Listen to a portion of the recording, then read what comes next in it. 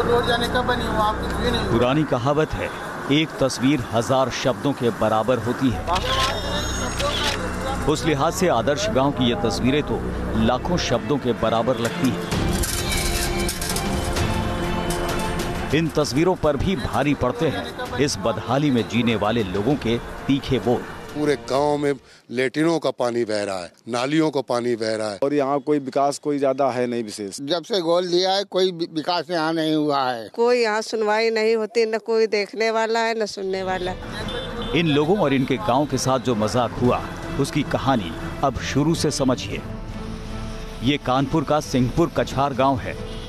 सरकारी फाइलों में इस गांव के नाम के आगे आदर्श लिखा जाता है। साल 2014 में प्रधानमंत्री मोदी ने जब सांसदों से गांव को गोद लेकर आदर्श बनाने का जिम्मा सौंपा तो देश के उन चुनिंदा गांवों में कानपुर का सिंहपुर कछार गांव भी शरीक हुआ।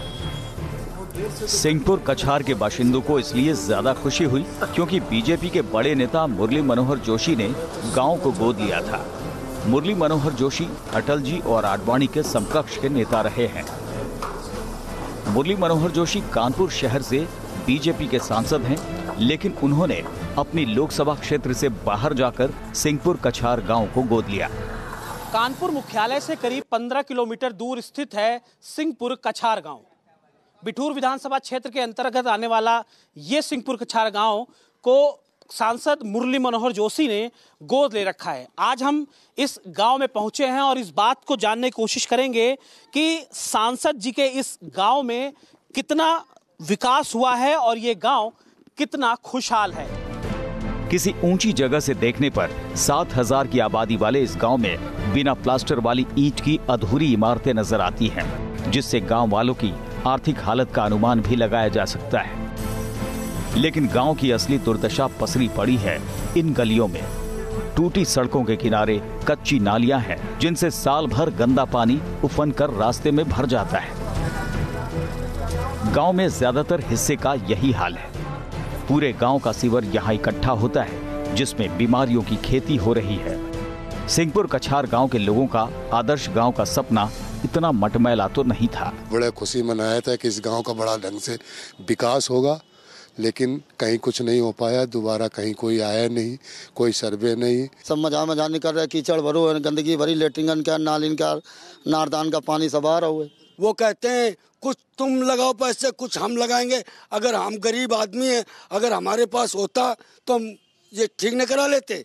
हम उनकी जरूरत कुछ नहीं थी यहाँ पे। मुरली मनोहर जोशी ने जब सिंहपुर कछार गांव गोद लिया तो लोगों ने गांव के लिए सुनहरे सपने देखे थे। अब 4.5 साल से ज्यादा का वक्त हो गया है और गांव वाले पीने के साफ पानी के भी मुहताज हैं। हमारे गांव में एक पानी की टंकी भी बनी खड़ी हुई है, लेकिन ठूठा ही खड़ी, आज तक जल तो हम लोगों को न मिल पाया। गांव में हर तरफ लोगों की जुबान पर शिकायतें हैं, जिन्हें झुठलाकर बीजेपी विकास का दावा करती है। नाला परमानेंट बनाया गया है, आरसीसी का नाला बना है, वो मुझे लगता है उस गांव की सबसे बड़ी समस्या का निजात मिली है।